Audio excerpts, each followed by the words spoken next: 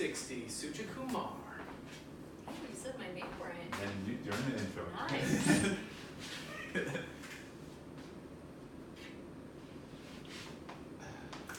Give me like a 5-second countdown so I can roll into it. Alright. In 5, 4, 3, 2, 1. And we're back, everybody. And just like we promised, we have a very special guest, Suja Kumar with Blissed. Hello, everybody. I'm so excited to be here. Awesome. So, what we want, because you have a very, very energetic and colorful life, we want to know about it. We want to know the origins of Blissed and how you guys reached a year. Okay. And then tell us about events. But before we get into that, tell us about yourself. So, who is Suja Kumar? Where did you grow up? What was your childhood like? And what prompted you to be the person you are today? Ooh, okay. I'm excited to share this because I haven't really talked about it. So I'm originally from Orange County, born and raised. A lot of the stereotypes you might have heard, Indian family, focused on education, all that good stuff. Is it true? It is kind of true, but I'll get to there. Because I've seen your brother on IG, he's wild out sometimes. Yeah, so my brother and I are totally not your ideal Indian kids who would be like your dream kids for parents. So we were like really rebellious, and to this day still kind of battling with my parents, getting them on board with like the health and fitness industry and kind of explaining to them like this is a thing and it's not just like a hobby, you know what I mean? Yeah. But growing up, kind of not the most normal. My parents divorced when I was in 4th grade, so that was pretty rough. Definitely a big change. So my mom like really raised me. She was a mom and dad for me, like a big part of my life. I did work for my dad, although, so we did have like a kind of a different relationship, but I owe a lot of kind of my knowledge and experience with more business stuff to him just because of the work ethic he kind of instilled in me. So that was really cool. At what point did you work with your dad? So like the divorce happened and like when you're in high school or? No, honestly, I was like maybe 12 years old and I started already writing newsletters for his company. His company was all tech. So I'd always loved writing content, communicating with people. So I was doing newsletters and then just continued to pretty much help him, sales, marketing, everything. And then when you could officially get a worker's permit, 15 and a half, is when I officially started like... I'm on the payroll. Just everything. Yeah. Payroll, everything, still got paid minimum, but did everything. He would honestly, so he had like 2 different locations. He ran an academy for kids doing technology, coding, robotics, all of the nerdy stuff that I was totally not into, but forced myself to do computer science and all of those things back then. Kind of helped him run his entire company even when he was away traveling. So learned a lot, kind of helped manage, and yeah, it was an incredible learning experience. So definitely wouldn't be who I am today without it. My parents are total polar opposites. So I would say, if you're familiar with like yin and yang, a lot of my yang side energy, like type A, that type of stuff for my dad, and then yin side more calm and kind of grounded for my mom. So that was really awesome. I'm super grateful for both of them. So throughout high school, kind of took like turn of events. Junior year of high school, I decided to do independent study.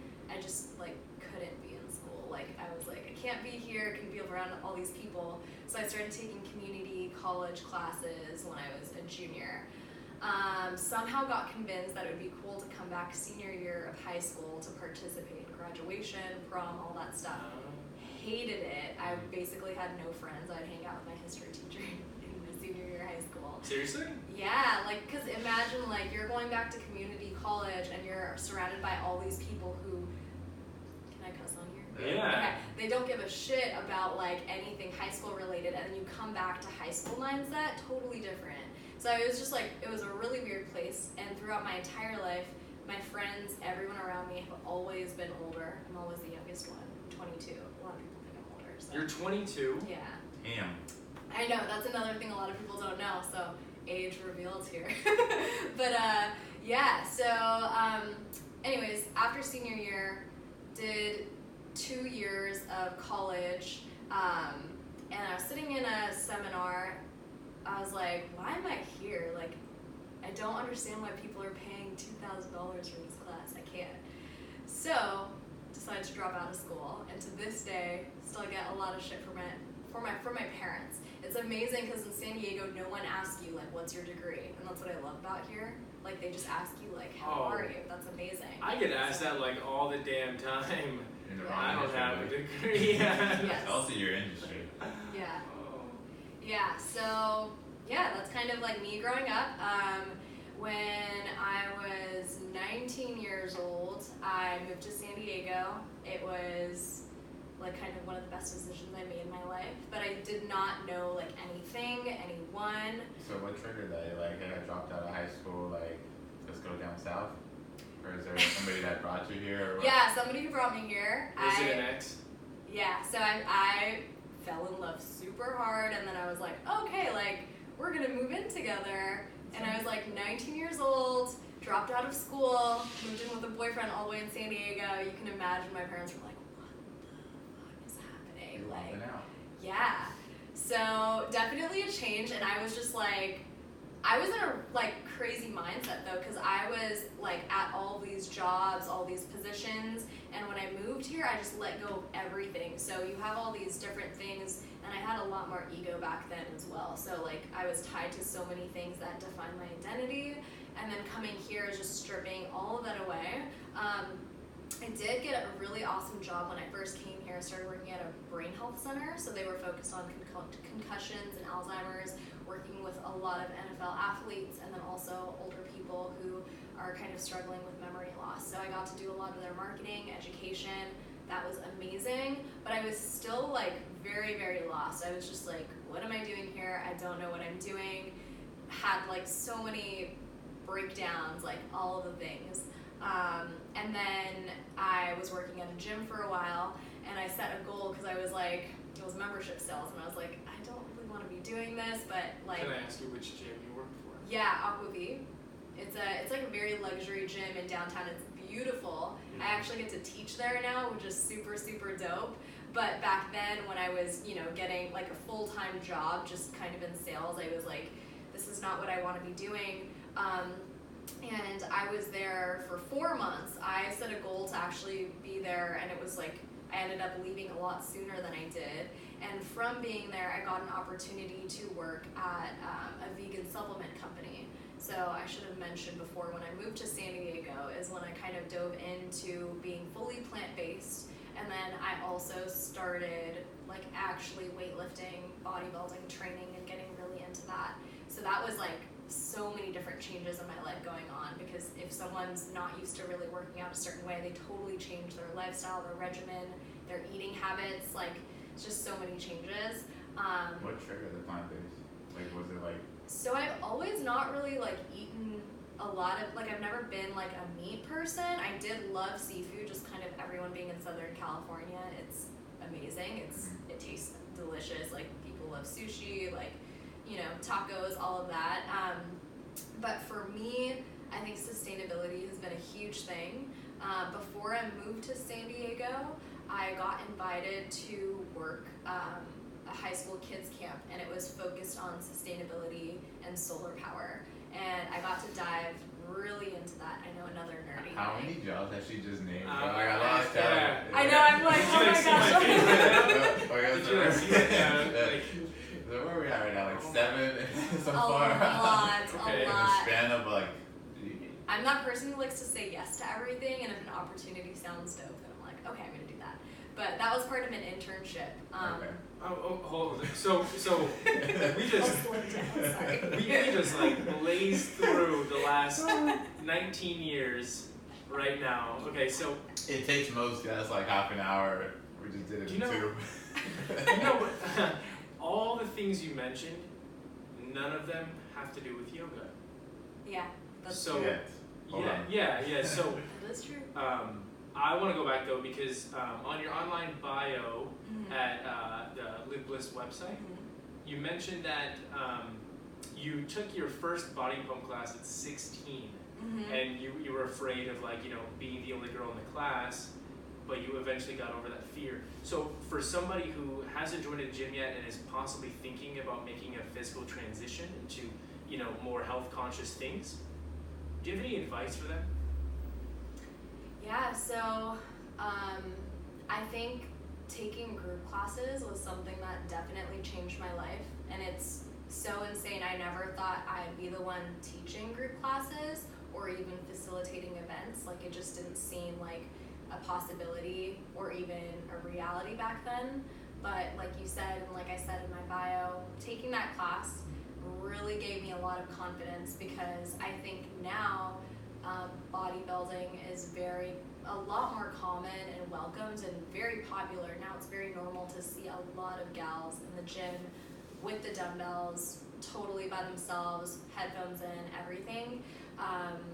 When I was in high school, I never saw, you know, one girl on near the dumbbells, never. Let alone like even just around the weights or even in the gym, very, very rare. So it was very common if they were there to do cardio, Stairmaster, treadmill. Oh, you just touched on my fault. So you said girl a few times there. Do you think that there's different expectations for women in the gym versus men? And like what's appropriate and not? I think that's changed over time. Yeah. I remember being in high school and the only thing I wanted ever was to be skinny. Like every girl, all of us. Paris Hilton.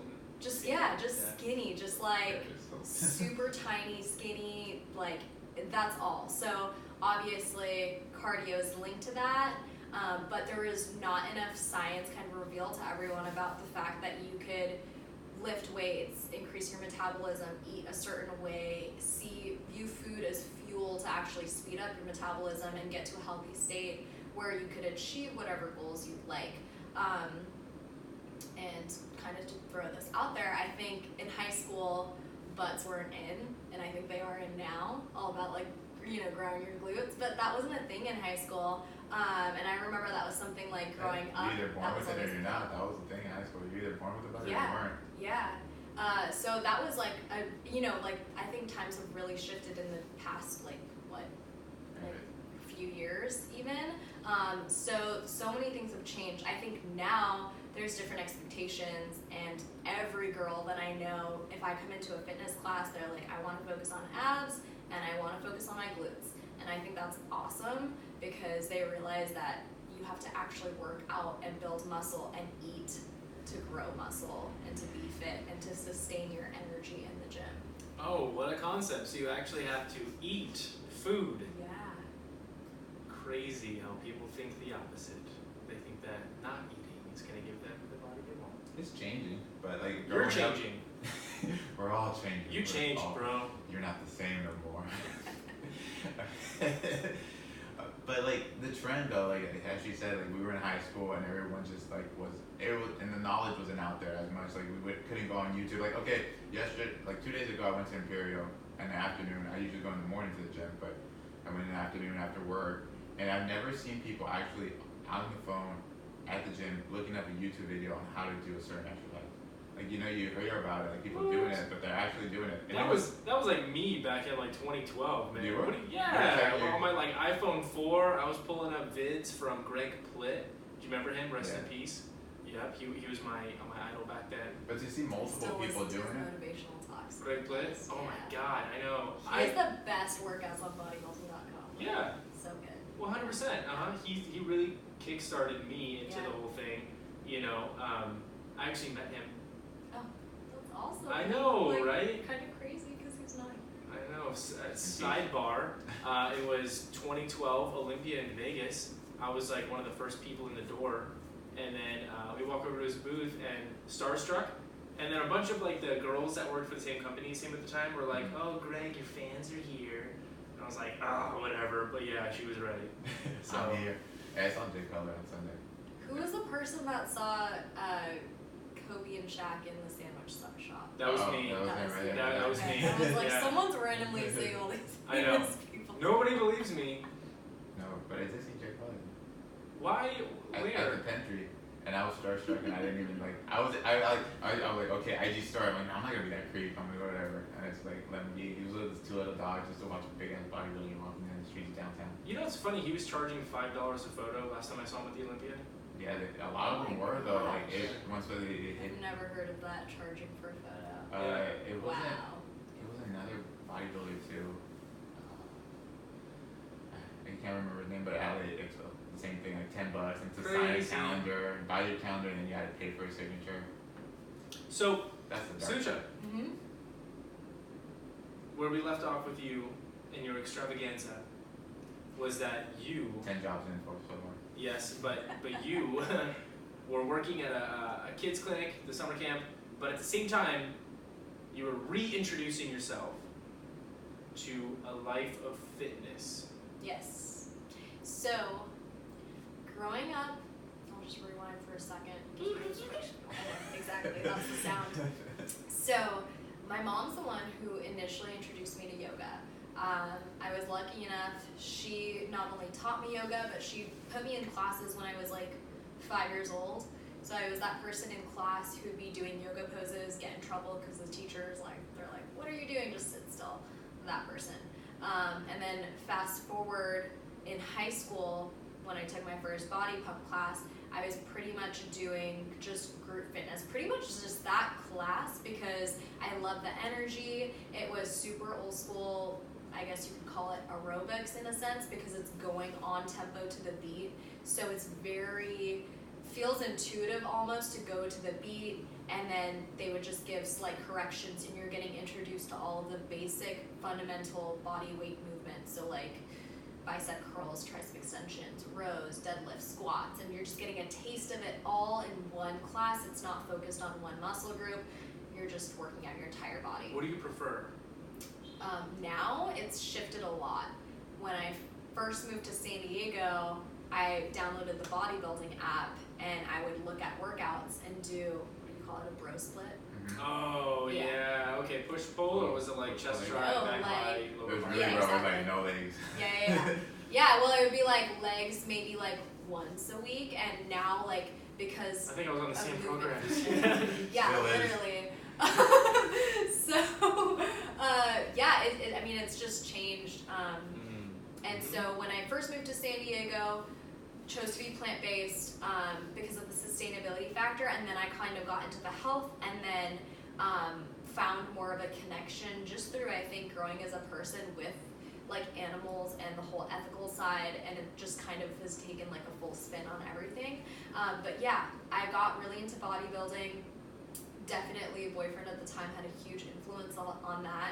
So it was really fun, like got to do that together, and I think that helps immensely. Having some type of buddy or support system that's kind of teaching you and just showing you kind of like if you're uncomfortable with something. I remember for the longest time, like I couldn't do a lat pull down for my life. Like I just did not know how to find like mind muscle connection and engage. Like it's a pretty complex movement if you're a noob and you just don't know how to like engage and know all your muscles. So it really takes a lot of honestly meditation and just getting to know yourself. So that's how I was training. You just think about those Facebook videos, like. To this day, I'll walk into the gym and see people either just totally like, I think having the YouTube videos is amazing. Like there's so many people who break it down now, and it's amazing to see so many women, I think more so women doing videos and doing all the YouTube vlogs than men these days, and so much more resources. There was none of that when I was in high school, and I was curious about it. People were like, are you weightlifting? Like it was such a foreign concept. Can I ask you a question that's kind of like a Tangent. No, it totally sticks, but it's Okay. like a double thing, like a Okay. double-edged sword. Yeah. So I also totally support women in the fitness industry. Like, power to you, sis. You're looking great. But do you feel like a lot of the IG videos that you just mentioned are more so women trying to sell their body for a larger following, aka clout, as opposed to actually providing functional information for somebody who doesn't know anything about muscular movements? Yeah, so I mean, respect to everyone just putting themselves out there, because I know anyone with a large social media following or just putting yourself out there in general is, I mean, you're being really vulnerable. However, I agree. I think, to a certain extent, I know people personally who may only start weightlifting in the first place specifically just for appearance, and there's not a single goal of building strength in their mind. Totally honest though, when I first started bodybuilding, it was definitely like appearance was a huge driving factor. Like all I had in my mind was a six-pack, big glutes, and just like very curvy shaped bodybuilding type of body. And it was very misleading because I would look at all these like bikini competitors, everyone on the internet, and I would think like that's just real, that's sustainable. No one told me that body only lasts for like a week max. Like no one told me. It was just very, I was so hard on myself. I remember when the first time I started like even tracking what I was eating, and I was in such a bad place with food, although I was weightlifting and although I was still eating to grow muscle, it was just very convoluted. So I think, yes, there's a lot of women out there who are doing it more so for appearance, may not be 100% real even as far as their bodies. And then obviously there's the whole thing with editing and with angles and just with all of that. So you get your balance. I definitely have, some people that I look up to that like I think they're more real and they're really focused on educating people, which I think is amazing, super vulnerable. And then there's also those people who are more so like maybe the people who used to motivate me, and I would just be used to seeing all of their bodies on Instagram. I've actually like unfollowed pretty much all those people because I'm like, that is like really bad place to be in. And my whole goal with just movement in general has like completely changed in the last 2.5, 3 years, like full force. Well, I mean, I feel like men do it just as much as women. Like I look up fitness things on IG, so obviously that tracks. And if you go to my search page on Instagram, it's like a bunch of like shirtless dudes and like booty pics, And like for me, just like you said, like that's not real. And also it's not educational. I mean, like you can look great, you can have that like banging body and stuff like that, but if you're not using it to its full advantage educationally and like for knowledge purposes, then you're not really doing anything for anybody but yourself. And I kind of feel like that's a lot of the, I mean, I don't know, I just feel like people are doing it for clout. It's just like so watered down. I can't really find like a good IG other than yours, very educational by the way, but that's like as you always know, you also notice that the OG, like the ones that were in it just to teach people, have like drifted off. Like they don't post as much no more because they just see like it's just so watered down. Like Matt Ogus, you don't see Matt Ogus a lot. Matt Ogus was the original OG. Like this is how you. I honestly remember his YouTube videos. Right. Yeah, back in the day. Him and the bottle for guys, like they were the crew. Like you looked up to them for form, and they also provided like the genuine like. Knowledge, like how to do this, what not to do, what you should be doing. It's kind of disappointing when you meet some people from online though, because they portray an image and then you meet them and you're like, you're not shorter in person. They're shorter, you're not as ripped. Angles. Yep. The angles are real. Right. So if you look up to somebody, meet them in person first, and then so if you really want to be like them. So your mom was key in introducing you to yoga, and that was an influence in your whole life, right? And then you also mentioned that you sort of dropped out of high school, went to community college, went back to high school, and you were hanging out with a history teacher, so not very social. And then you moved to a new city with a significant other, so I'm assuming you didn't take your friends with you, so you're in a new city, only person you know is pretty much your boyfriend at the time. You're working jobs, a lot of them sound really substantial, like working in a brain clinic and all these things, right? Yeah.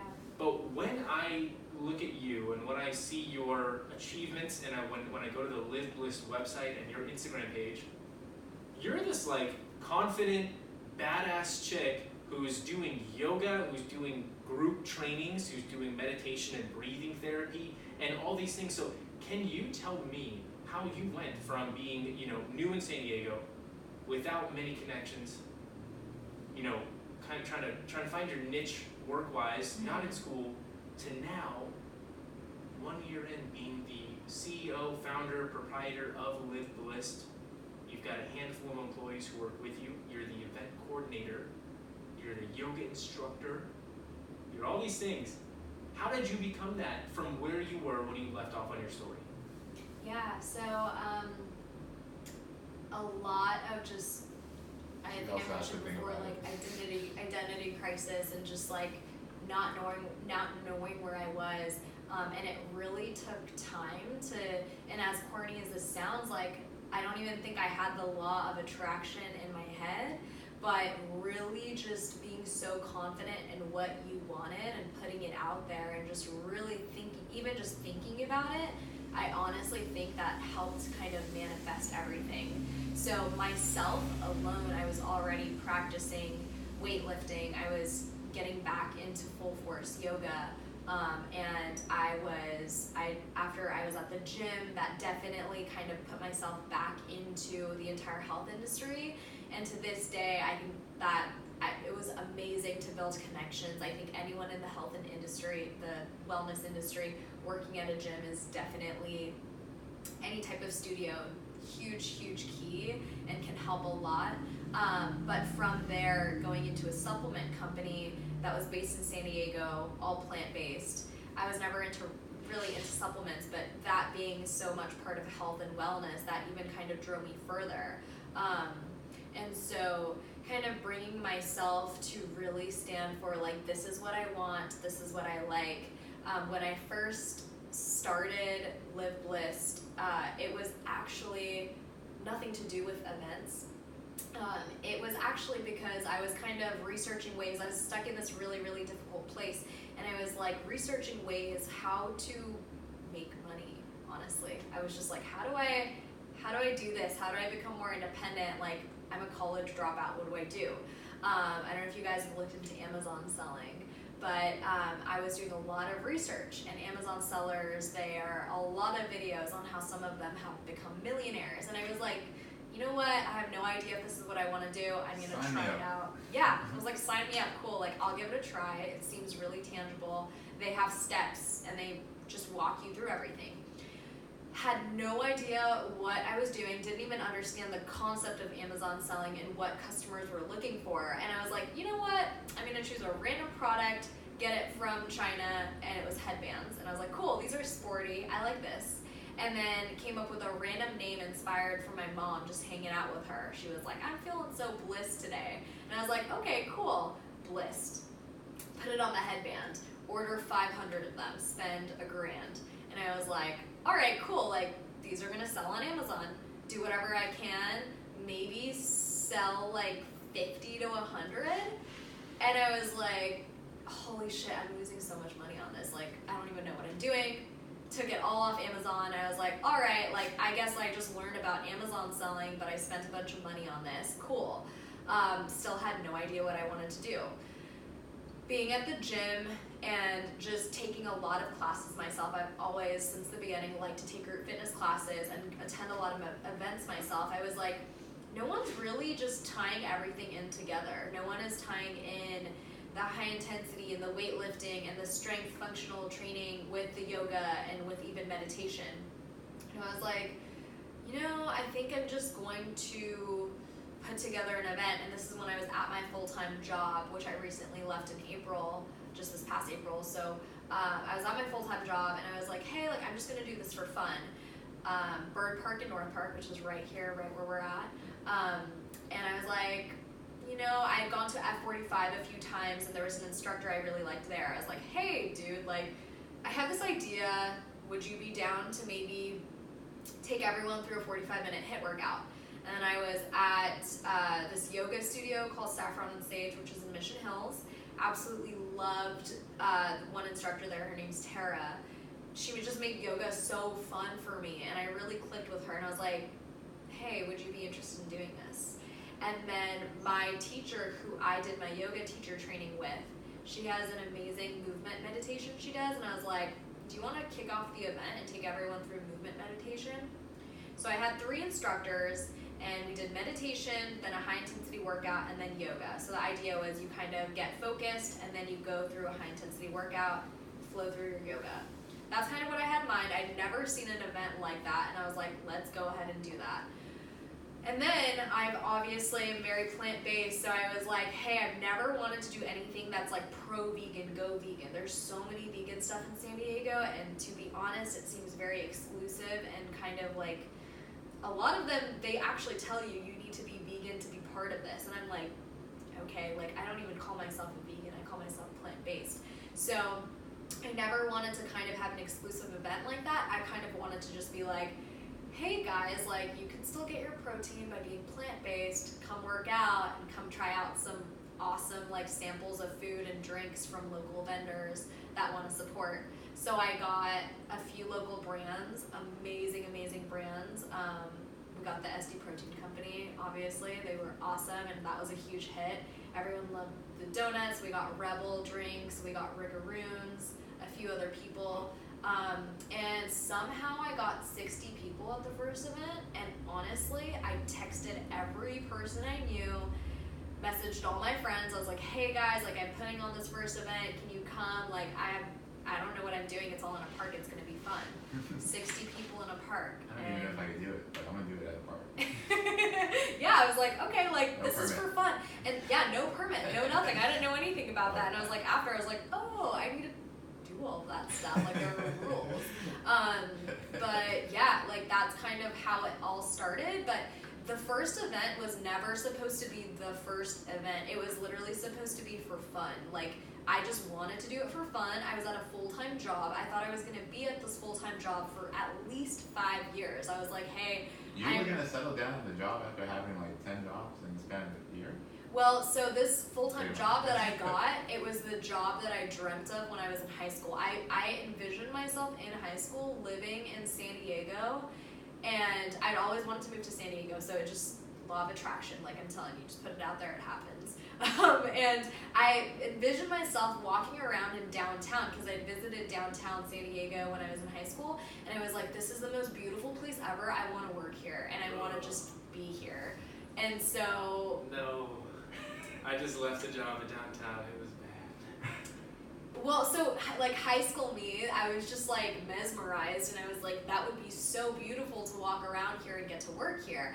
And working for a plant-based company that was all about sustainability, and I got to do marketing and retail marketing and sales and events and expos, and I kind of handled all of that there. So really definitely helped with experience of what I'm doing right now.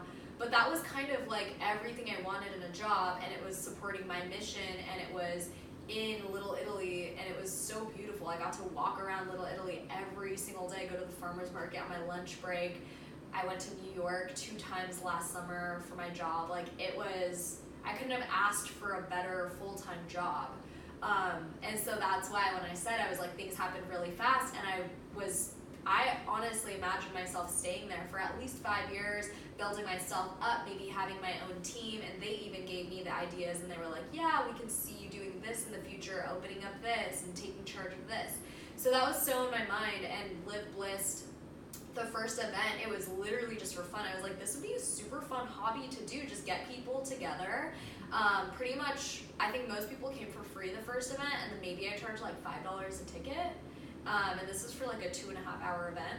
Did you go under the name like so the first event, but wasn't your first event, it was the hangout. Was it under Live Bliss, or no, was it just it was just called meditation plus HIIT plus yoga. I didn't even have a Live Blissed handle, IG handle, anything. So this is just all on your own, how many people could have ranked from my 2 years in San Diego, basically?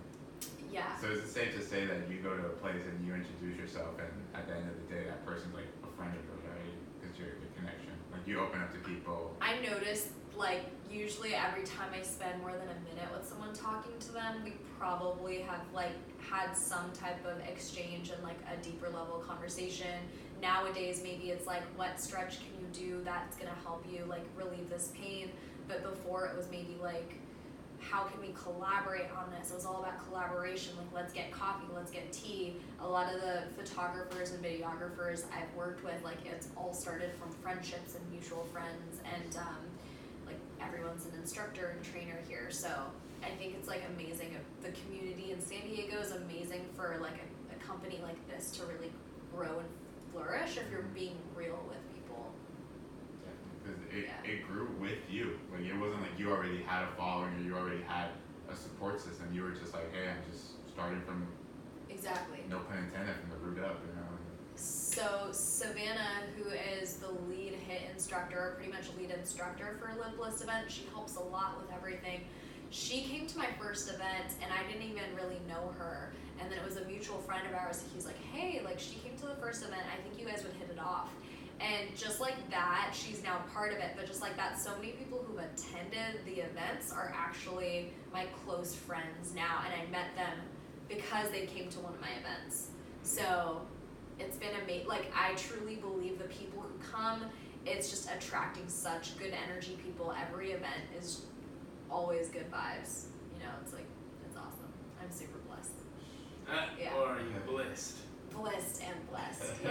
Nice. Yeah. So all that, the combination of meditation, therapy, breathing, and then HIIT training to Yeah. get the heart rate, and then yoga to stretch the muscles afterwards. The people that instructed those classes, like, did they just sort of help out on a favor the first time? Yeah. And then after that, they're your staff now, right? So I switch up the instructors every event. I'm a big believer in like the entire Blissed platform. I've always wanted it to be collaborative, and I've wanted it to feature different food vendors, different drink vendors, and different instructors. That being said, for example, Savannah, she's No event constant. duplicates itself. Yeah, no events ever duplicate. Like every single one, even if it's been meditation, HIIT, yoga in that order, it's been different instructors. But even then, like these days, I link up with different studios. So we've linked up with like Alchemy, which is it's more like a health spa in downtown Little Italy. So we've used their space, and we've done breath work, and we've done like acai bowls and vitamin shots. And then we did one with the Movement Warehouse, which was yoga and a HIIT workout and protein pizza. Movement And Warehouse, what does that ring a bell? it's in PV. That's right, Yeah. I drive by it. Okay. Yeah. So just honestly, like it's just everything that I've loved, like different ideas put together in an event. So it's kind of like, I want to say a game. I don't know. It's like a super fun game. Like I just take I'm like, I like this, I like this, I like this.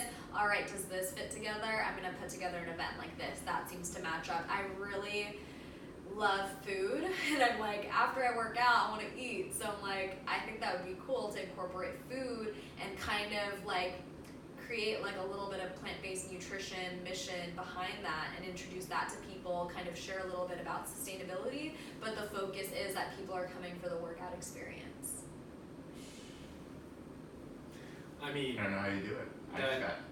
I just feel like San Diego is like the perfect market for something like that. You know. She's got enough instructors to pull from. She'll never run short of an instructor. Yeah, and I also feel like those events are pretty unique. Yeah. Just like you said, like nobody was really combining any of the different forms, you know? Yeah. And I think that like from the very first one, because I know that you said that none of them are duplicated, but like that's like a really like conscientious way to break down a workout. That's awesome. So like you regulate your breathing and respiratory system, and then you shock it, and then the muscles that are now fatigued, you stretch for the repair. Yes. That's like a really, I mean, you know, technically, ideally, that should be every workout that you do, no matter how small. But I don't feel like anybody does that. You do one. It's hard.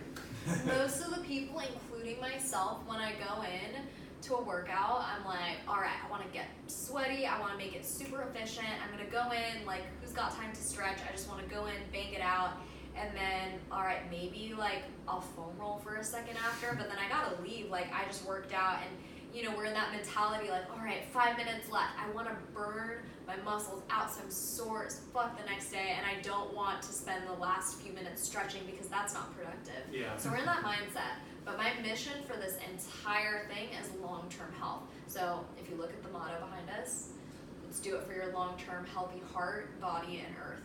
I just want to ask, like, how hard of a selling point is that? Because just like you said, people don't have time. So I think it's a word of mouth now at this point. Well, yes. Sell the soul. But I mean, like, you know, like your events are like 2.5, 3 hours. So how many people have time to fit in everything that you have to offer? I mean, how hard is it for people to like commit 3 hours out of their Saturday to an event? You know, I mean, I can imagine. So the events, I've learned a lot because my original intention, like you can call it as a business person, my original intention with the business or whatever, I was assuming if I did a meditation plus HIIT plus yoga event, I was like, perfect, like the yoga is gonna draw in the yoga people, and then the HIIT is gonna draw in people who are probably doing functional training and HIIT and weightlifting. Perfect, this is awesome. And it really didn't bring either, honestly. It brought people who wanted to come have fun with their friends, get a workout in, and eat, and just have like a fun, feeling productive, kind of active, meditative, yogic Saturday morning or Sunday morning. So it really just drove in a totally different crowd. Not so much like younger millennials, but more so like I would say late 20s to late 30s. And I was thinking like it would actually be a little bit younger, but it was kind of a little bit older range, and it was more people who just wanted to come outside. The event started outside, so it was really different. And then you mentioned that there weren't really any experts there who were, you know, really well versed in HIIT or really well versed in yoga. So, is it safe to say that rookies are also kind of welcome to the events? You know, like people who know nothing. Always, yeah, like all levels. Like the biggest thing that makes me happy these days is when I get a message, like someone DMs or they post from an event, and I remember this one guy just recently from the rooftop event, he was like, I've always been so scared to do a high intensity workout, and I finally did one at a Blissed event. And then same like likewise, like there's so many people who maybe always train with high intensity, they never take the time to do yoga.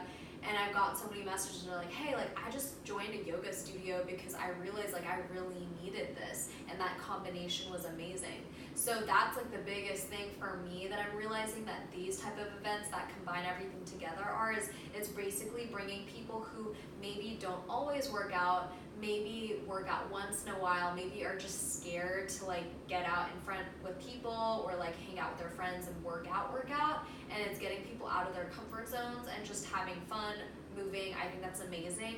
My next step as I kind of scale Live Blissed up is not only to expand to different locations, but also to do more niche events that are targeting specifically people who are very well versed in weightlifting, high intensity workouts, or for yoga. So an example would be in April, we did an event called Stretch for Strength, and it was restoration for the hustlers, and it was literally a targeted kind of restorative class for people who are always on the go, always training, always sore.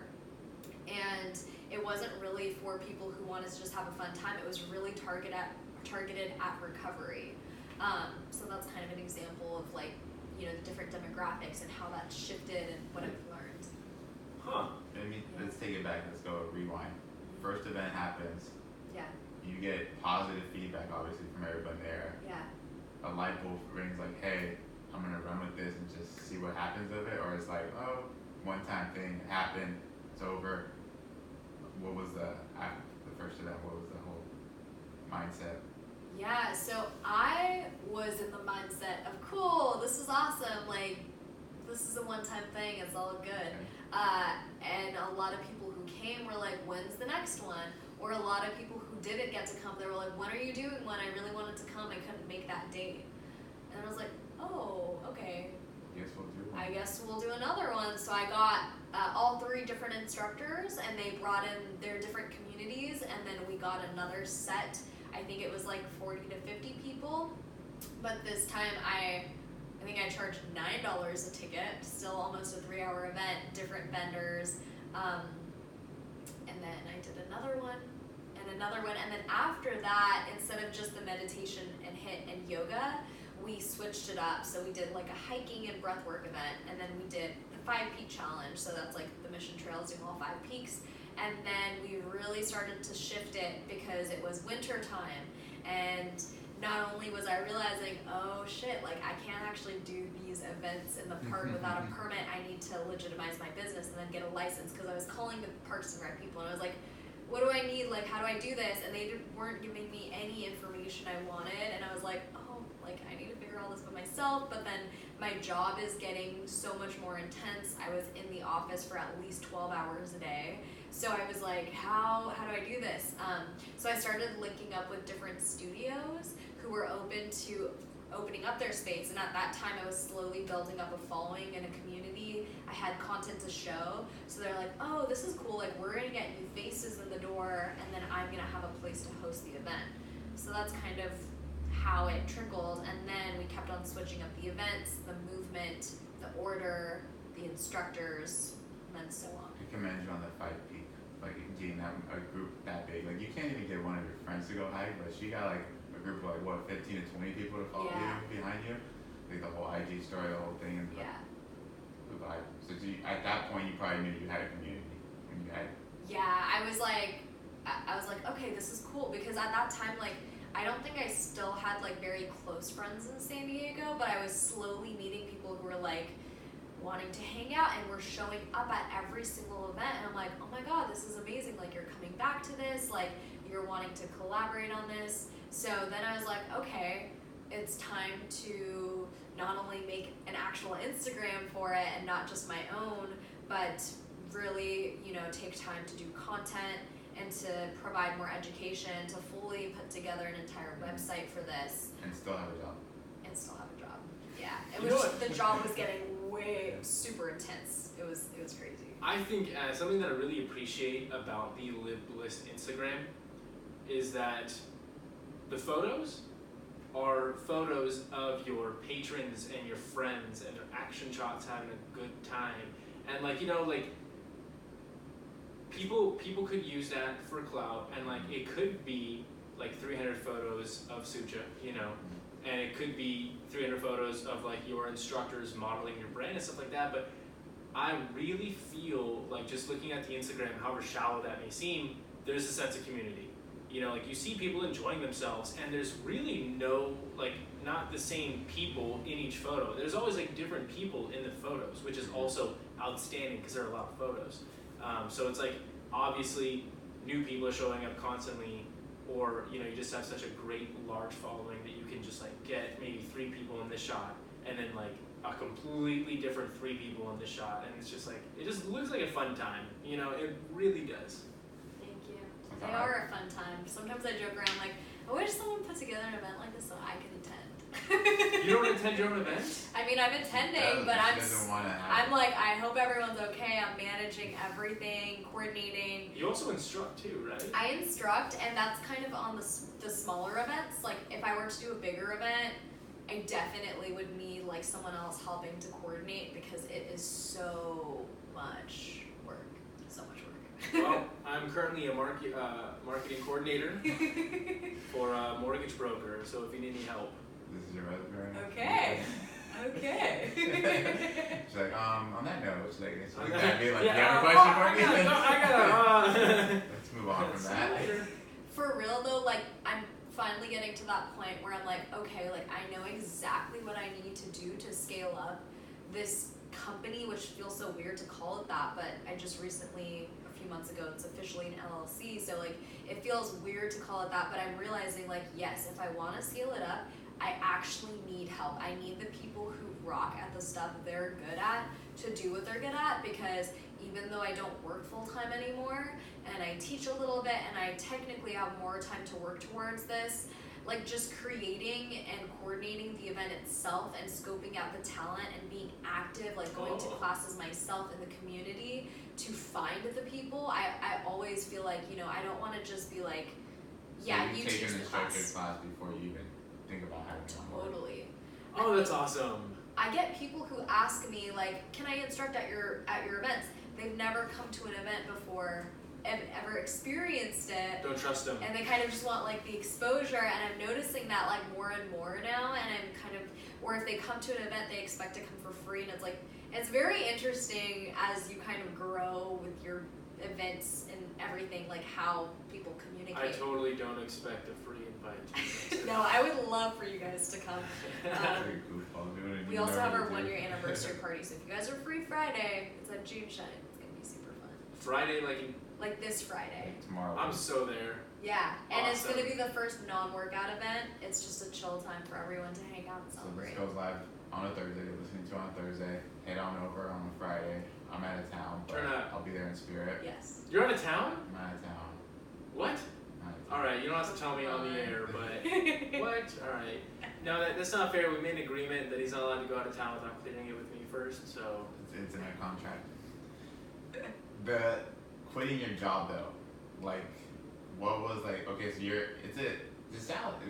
It's not a salary, but I don't know if you're salary hourly, but it's like, you know, you're gonna make a significant amount of money in doing this, and now you have Live Bliss, which is like, it's doing great, but at any moment that could fall I off. seriously hope that you were hourly, working 12 hours. You gotta make that OT, right? It was salary. Oof. Oh no! It was a startup, and to clarify, so I don't know like how much I'm able to go into detail because I don't know what the rules and regulations NDA. are. Yeah. But just to clarify, so it was very interesting. I feel like it was a very like mutual parting of ways because I think they had probably sensed that I wasn't fully in it. They were definitely kind of concerned about the fact that I was spending time teaching and running a company while working a full-time job that I was spending a lot of time. It was a small company. Everyone had multiple roles. But I think it was about like March of this year, I kind of had this awakening. There's different resources that can help you get to those awakenings. So anyways, but I remember, Edibles. not quite, but, I was like, the first thing I said, I was like, it's time for me to leave. Like it's time.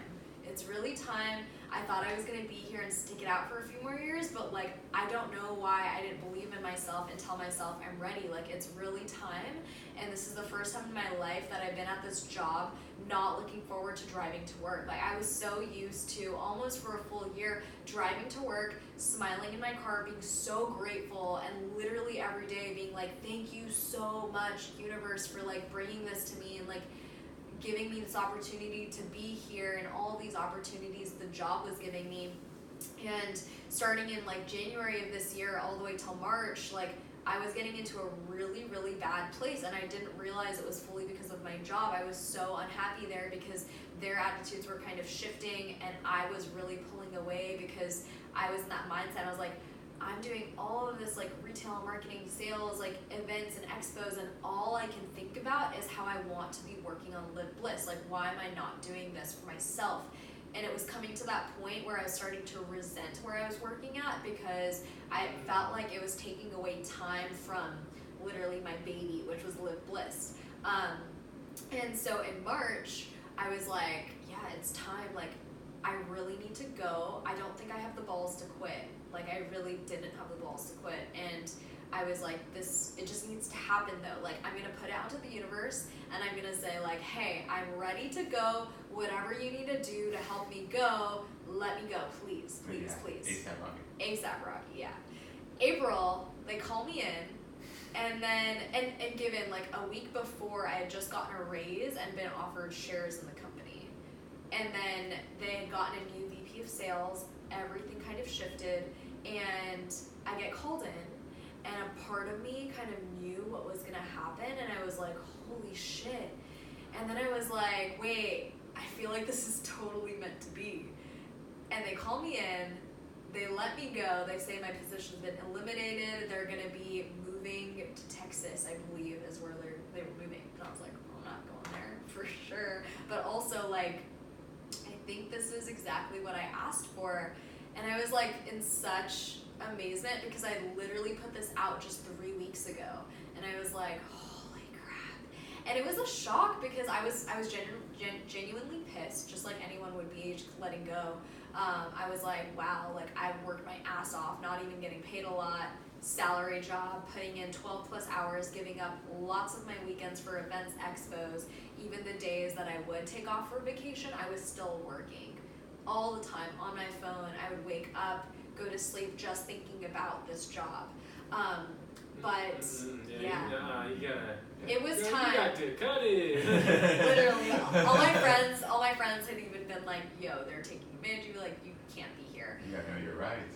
Yeah, and so I think they got the vibe, and I put it out, and I honestly think like everything was meant to be. And I think the biggest transition from then, and that I'm still kind of dealing with now, is like making that financial switch, because you're so used to your constant paycheck, and I was to a point where I was getting paid enough where I was very comfortable, kind of getting too comfortable. And I think that's why I was unhappy, because I wasn't growing. I kind of plateaued. I was plateauing with my events. I was like, all right, this is happening. This is a monthly thing, and I'm not being challenged. Like, I'm able to sustain these events because I'm getting income, and I can put my extra income towards these events. And I think as an entrepreneur, I mean, you need to go all in, and like, eventually, not right now, but that would be so cool if Live Bliss was fully feeding me and fully taking care of me, and not only myself, but if I was able to get the whole team on board, everyone would be balling, you know what I mean? Like, and just support everyone, being able to offer better events for everybody. So I'm so grateful for the company I was with for letting me go, because I didn't have the balls to do it myself, like I said. And like, since then, my life has changed. Every week is it's a trip. It's crazy. But I kind of went full force into teaching, and I thought it would be, I mean, it's really difficult actually to get classes at places you want, but I teach at all of my favorite gyms ever, and I teach all the classes that I love to teach, and my schedule is full of classes, like at a good amount, and then the rest of the time I work on Live Blissed, and then, yeah, that's where I'm at right now. Full-time 12 hours, probably like what, a 6 hours work day, kind of. Yeah, like teaching maybe like a class or two in the morning, class or two in the evening, give or take. More flex. Yeah, more flex, and then I still, you know, I have to keep my weekends pretty much free, because those are the times I do events. So let's talk about the events for a minute, because I'm curious. How do you host a yoga event at a pool party at the Lafayette? How do you even do that? So that one, I'm teaching a class there, but it's my friend who's hosting the event. And I've known her for quite a while, and I know she's linked up with the hotel. This is the third time she's doing the yoga pool party there. But she features different instructors, and so myself and Savannah, we're going to be teaching a movement fusion workout, which is... Water aerobics. No, actually, so movement fusion is something that I kind of came up with within these last few months, and it's something I'd really like to push forward. So for so long, I was creating these events that were kind of separate. So it was meditation separately, yoga separately, HIIT separately, and everything was kind of a divide. I don't know if you guys are familiar with like animal flow, primal movement, and then just overall functional training using body weight, but it's a way different way of moving your body, and a lot of times there's just this divide in the fitness community in general, and yoga, it's like, that's not yoga, that's not fitness, that's not HIIT, like what's this, what's that? So movement fusion is honestly, it's a blend of yoga, of primal movement. So if you think of like bear crawl kind of movements, shoot throughs, almost like burpees, but a little bit more controlled. And then just high intensity workouts. So that workout called movement fusion really ties everything together. And now that we've actually built a following that they're more familiar with the combination of all the movement, now I'm finally at a place where I can be like, okay, this class, this experience we're providing, you're coming in knowing that all of the movement has no boundaries, it's all fused together, and it's there created for your long-term health of your muscles, of your joints, of your heart. It's training your heart in several ways.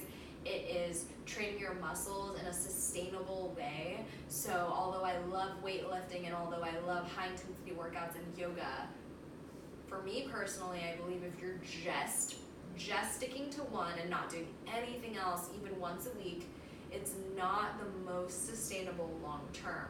And that's different for everyone. Everyone has their different levels. Everyone has something they kind of click to.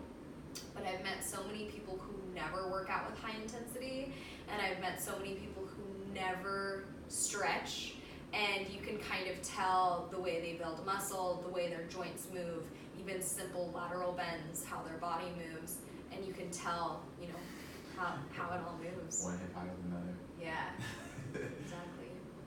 I agree though, like that's not sustainable because like you go in a funk, like even if you're just all bodybuilding, you know, like after a while you're like, I'm tired of it, and you take a whole week off and you try to jump back on training because you're like, that's all I know, because you never opened up your eyes to anything else. Because that was kind of like my thing like a year ago, like I was in the scene, like, hey, I got the split, doing 753 yogas, you know, great. But then you get tired of it, and then I went more now into the functional side of it, and it just opens up your eyes to there's really much more out there than just the typical bro split. Like you guys stick to doing this, just open your horizon, do more, take a different class. You can honestly ask Roy. He's my workout partner in the mornings. I've been doing some crazy shit in the morning for working out, like just so that I can, number one, make his life miserable between 5 and 6:30 in the morning, and then also to, like, you know, shock his body a bit. So I've been doing some crazy exercises in the morning. Do I remember them? No, because it's 5 a.m. But I know they're crazy. Different too for you. Yes, it is. I'm normally used to just a lot of high compression, but I've been switching it up. I've been, you know, throwing some things in there. It's a good thing to do. Like, Yeah. not stay like she came from the background of just like going to the gym with a regular split and then. Oh, I have a weird question for you. Mm-hmm. The boyfriend who bodybuilded that you started the whole thing with, was he on the Live Bliss train, or did that go before you started Live Bliss? He was actually #1 supporter to this day. We're best friends. Like, he is literally one of the biggest, like, he's one of the most woke people I know for sure. Amazing music producer, works full time, has really shown me like work ethic and got me into the bodybuilding. He was the one who actually pushed me to try out like the Amazon selling. And then when I wanted to do the events, he was like, yo, just believe in yourself. This is like entire time #1 big supporter. So I'm so thankful for him. And yeah. So before you came in, Joy had like 15 minutes of just like what's up in our mind and what we've been going through. And one of our listeners reached out to me and said, hey, going through a breakup. Have you guys ever touched base on it on the episode? And I'm like, oh, kind of, but we were not mature enough, and now we're kind of more mature. So how do you deal with the breakup for the listeners out there? Yeah, I think my situation is very unique because a lot of times when I tell people I'm best friends with the guy I dated and who was like probably like the first love. It's not supposed to happen. You're supposed to let him go. Yeah, and you know, a lot of times I talk to girls and like it's not that I don't want their feedback or their like what they're saying. It's just I think they've had really negative scenarios, and I'm really blessed that, you know, the guy that I was dating was amazing, and I think we were just at peace with, we were both at really different places.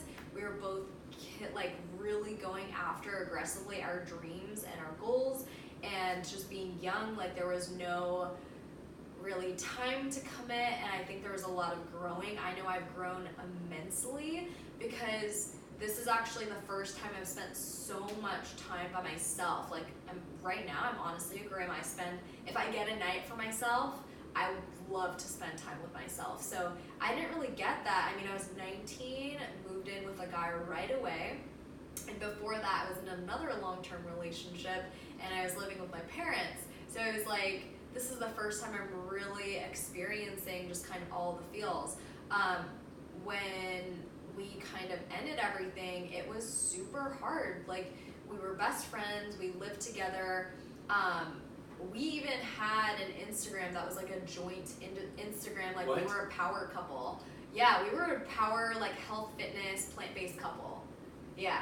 I think a lot of people who know me from like a while back, they'll recognize it was called Bubs and Gigs, but like I have probably YouTube videos that are still out there, and I don't mind if you like link them up or whatever, but like they're super funny. They're super funny, like they're hilarious, and yeah, like that was it was super crazy because literally every part of our lives were intertwined, and kind of like going through a breakup and separating all of that. Like you definitely go through those feels when you're that close with someone. You're like, how am I doing life without this? Like this all doesn't matter, and like this relationship was so close to me, and it was for sure super hard. But the way that I kind of became at peace with it was realizing, like, really just not taking it personally. I think taking your ego out of everything and realizing, like, this is not something you should be taking personally. This is the best thing for you at this time and the best thing for that person. And you really never know what's going to happen.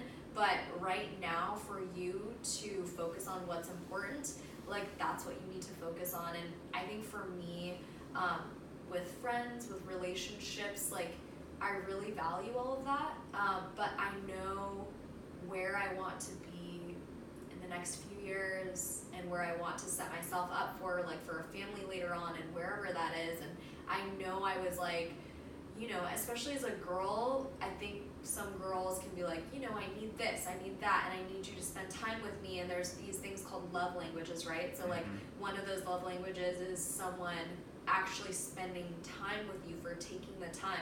I think that's, for me, one of the ways I like that translates to me, and I wasn't getting that. And then I took a step back and I'm like, wait, but like I don't even have time to spend time with this person, so that's kind of being hypocritical.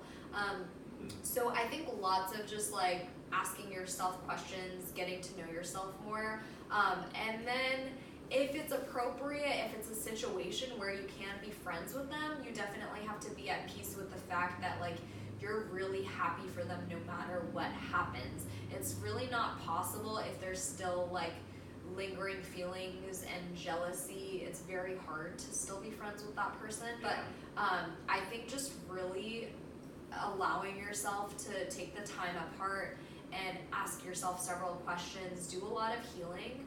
I was going through my yoga teacher training when I was going through the breakup. It was perfect timing. Perfect timing. Yeah, I remember like going to my training that one weekend, and when you do yoga trainings, they're usually several hours for a weekend.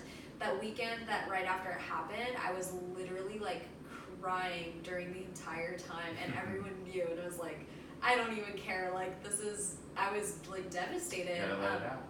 Yeah, but going through that, like you're doing so much soul searching, and I think just diving into whatever it is, whether that's weightlifting or just working out in general, or doing something where you're really truly focusing on yourself and self-love, not like I want to get a killer body because I just broke up with this person. Like definitely not that, but more so like, wait, I want to really be okay with being by myself. And going through the breakup made me realize how not okay being by myself was. Like I was feeling so weird just being in my room by myself and like not having someone to hang out with or like spend the night with or whatever that was. Like that was really weird for me, and I was like, whoa, like I'm not okay with spending time with myself. That's not okay, because eventually I need to grow up and take care of a lot of things myself, and I'm not always gonna have someone to lean on.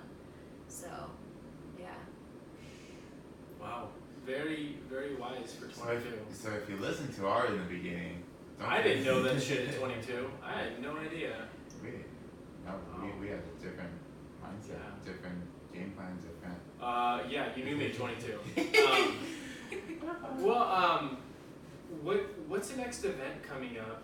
And then Friday. I mean, not June that kind of event, be there. but like an actual, motion fusion event. Movement fusion. Movement. Yeah, I said that. We're gonna re-record. He's gonna scrub right over it. Movement fusion event. So there's two events where it's kind of in collaboration with. So this coming Sunday is Vibes Fitness Festival, also put on by a friend of mine, but it's supposed to be like the biggest fitness festival that's happening in San Diego. So Live Bliss is going to be a vendor there, and we're offering a class from 3 p.m. to 4 p.m., which will be the Movement Fusion workout. But as far as a Live Bliss specific event, August 18th is the soonest decided date. We're potentially doing a pop-up in July, but that would be announced like on Instagram on the website. But August 18th is the next official exclusive Live Bliss event, and we are partnering up with It's a place called High Street Kitchen and Tap in Kearney Mesa, and they have like this beautiful bar restaurant space as well as a parking lot, and it's gonna incorporate really amazing, yummy food. It's gonna have kombucha, tea, healthy drinks, healthy food, and then we're gonna take everyone through a workout, so high intensity workout, yoga, and meditation, and challenges as well. Nice. Yeah. I think so. Are you gonna be out of town? I think I'll make it. All right. It's also Sunday, 9 a.m. to 12 p.m. Damn it! I work Sundays now. You do? My schedule is Sunday to Thursday, so I only have Friday, Saturday off. Do you have any Friday, Saturday events? Usually not, but we're working on kind of switching it up. Yeah. All right. Yeah, Sundays are please, like, yes. yeah. Sundays, damn. I know. I've tried Saturday events and way more people come to Sundays, so. Yeah. I'll be there. I'll write it. I'll write the podcast. But we're switching everything up. I believe, so we haven't confirmed the date yet, but September we're partnering up with a yoga studio in Bird Rock, which is beautiful, and it's most likely going to be a Saturday event. If I wanted to just take one of your yoga classes though, without having like a specific gym membership like at Aqua V, do you teach at any locations where like walk-ins are welcome? Yeah, so any of the classes I teach, I can always bring in a free guest. And I feel like more people should take advantage of it because I teach at pretty cool places. But Aqua V is definitely beautiful. It's 4 stories. It has like a rooftop pool, sauna, steam room, and I teach yoga as well as rooftop HIIT there. The yoga is really great if you are training like how you are doing. It might be really nice for recovery. And then, have you guys heard of Yoga 6? No. Okay, so have you heard of Core Power Yoga? Yes. Okay, so it's pretty similar, but it's more San Diego based. It's a beautiful studio, has a few rooms. They have heated classes and non-heated classes. So another class you might appreciate if you're training a lot is a deep stretch class. And so I teach that Thursdays at 3 p.m., but I usually sometimes sub a few other classes. And then following that at 5 p.m. I teach a sculpt and flow. So if you guys are familiar with yoga sculpt, that's another popular class a lot of people are into. I love teaching that class because you basically get to warm up everyone with yoga, and then you really do take them through like a high intensity workout with lighter weights, but it's pretty killer. I know a lot of guys come to that class and they're dripping sweat too, and then you close it off with yoga. So that's kind of the yoga sculpt. So Nice. yeah. I think that I can get behind that. Yes, that would be cool. You mess with it. Yeah. Still haven't done yoga. Okay. Never done yoga? Oh my gosh. Banished. That's crazy. But Live Blissed experience has to be your first yoga then. Okay. Oh. You gotta wait till August? Damn. Damn. That July pop better coming. Yeah, no. We're doing one in July for sure. We're just kind of confirming dates because it's really awesome. I was at that point where when I first started Live Blissed, I was literally emailing every single studio that I loved and that I tried out, looking for opportunities. And now it's come to a place where I'm not reaching out and people are reaching out, wanting to collaborate, which I'm super stoked and grateful for. So definitely a lot. I do have to kind of limit events to one event a month because based on just what's sustainable, and then also more than one event a month, I feel like it doesn't give someone like something to look forward to for people as far as what fits in their schedule. Can't plan for it. Exactly. The other thing is that I am going to be doing events in Orange County very soon, Oh, snap. LA, and possibly other states. So I don't want to announce anything yet because nothing is confirmed, but I am like in the works of that, so I'm super excited. On the road again? Yes. Nice. That's All cool. right. I was thinking about that too. I was gonna ask her a question like, so is the place gonna go outside of San Diego? But she just answered it. Perfect. It's gonna go worldwide. very World. soon. It's gonna go global. Well, It is. Yeah. I'm pretty sure there's other people already following, that are with that method and probably are trying to piggyback on it, but Well, you're the one, you're the original. I think that it sounds really great. And I could really appreciate you just wanting to spread knowledge to people who wouldn't otherwise know. So thank you for that. I think that Live Blissed is a pretty solid brand that you got going there. Yeah, I mean, that was awesome. Thanks for sharing your story. Yeah, thank you guys for having me. Thanks. Yeah. That was awesome. where can people find you? All your tags. Go ahead and list them off right now. We're gonna also tag Live Blissed, your personal IG. If you have YouTube or anything like that, let us know. We'll put it on there. But again, I'll be there on Friday. He won't be there on Friday, and then we'll both try to make it. He will the 18th, but I'll try to get off for it. Okay. I'll try to do a Saturday event in July. Just for me. Switching it up. Just Yeah. for me. Okay, you said tags. Yeah. Okay. Hit me. So, website is bliss.live. It pretty much just has the event lineup. So no .com, just bliss.live. And then my personal Instagram is my first and last name, so that's Sucha Kumar, Sucha. One of the few that could like take the whole name and then have to put an underscore. Like, no one's very. No one else. And then the Live Blissed Instagram is just Live Blissed, so really cool. I just got Live Blissed. And then Facebook is the /Live Blissed. YouTube is Live Blissed. Everything Live Blissed.